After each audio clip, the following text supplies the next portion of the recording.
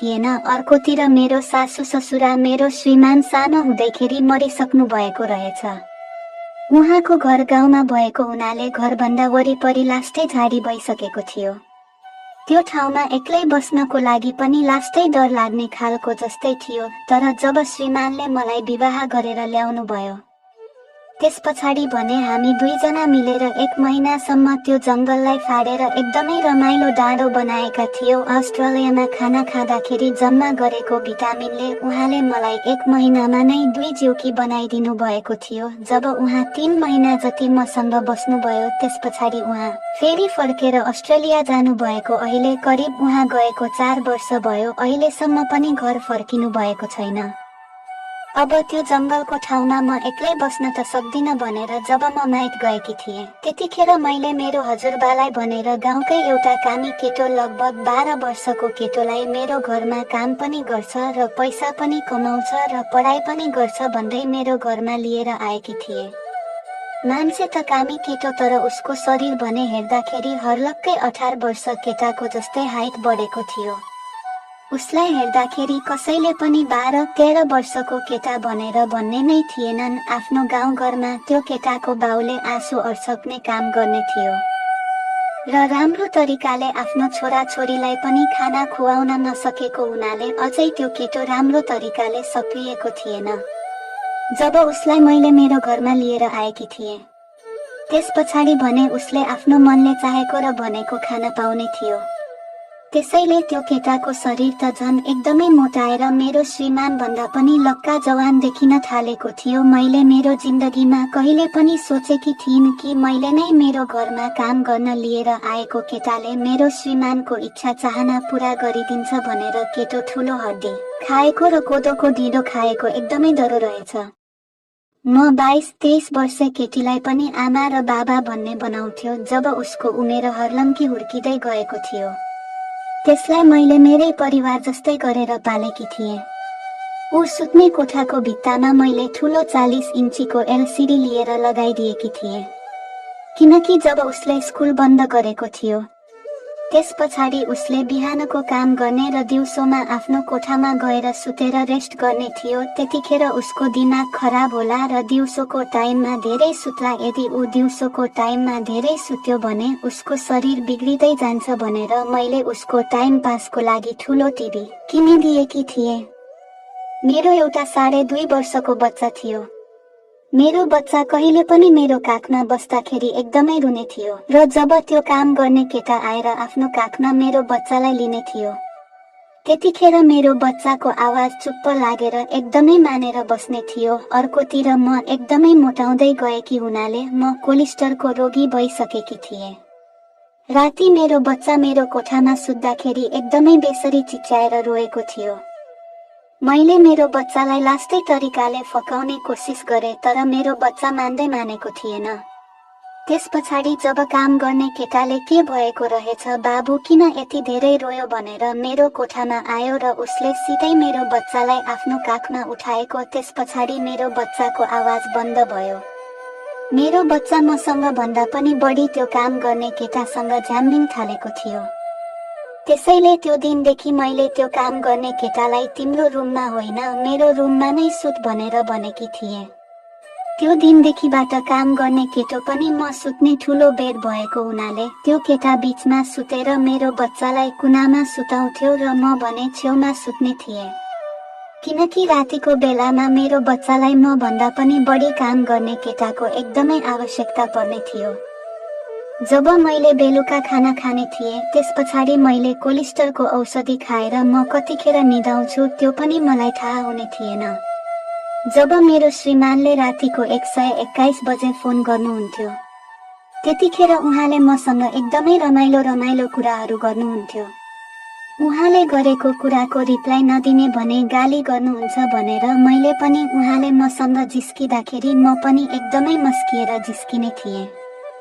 तर मेरो आडामा नै काम गर्ने केटा सुतेको छ भनेर मैले भन्न भने सक्ने थिइनँ किनकि मेरो श्रीमानको बानी एकदमै शङ्का गर्ने थियो। अस्ट्रेलिया गएको 4 वर्ष भए पनि पैसा भने महिनै पछि हाम्रो घर धान्नको लागि पैसा पठाउनुहुन्थ्यो। गएको दशैंमा पनि उहाँ आउँछु भनेर भन्नुभएको थियो, तर आफ्नो कम्पनीले छुट्टी नदिएको हुनाले उहाँ आउन पाउनु भएन।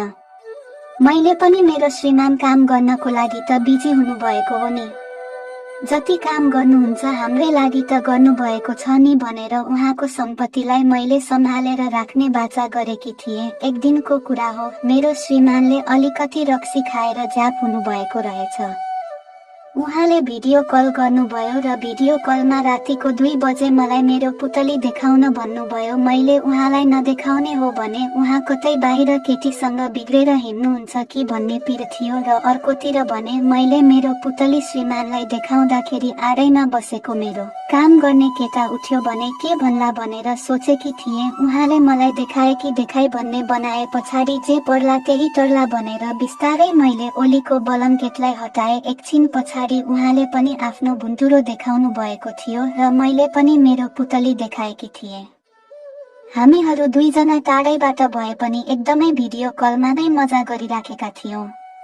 उहाँले पनि आफ्नो पुन्तुरोलाई हातमा नचाइराख्नु भएको थियो र मैले पनि मेरो पुतलीको घरलाई मेरो हातको 2टा औंलाले साँचो बनाएर चापी खोलिराखेकी थिएँ। मेरो पुतलीको साँचो खोल्दा खोल्दै म यति लट्ठै परिसकेकी थिएँ कि भिडियो कलमा म मेरो बुढासँग कुरा गर्दैछु भन्ने कुरा पनि मैले बिर्सिसकेकी थिएँ। जब एकदमै स्पिडमा मैले मेरो पुतलीको साँचो खोल्दाखेरि म सुतेको खाट हल्लिएको हुनाले मेरो काम गर्ने केटा मतिर फर्कियो।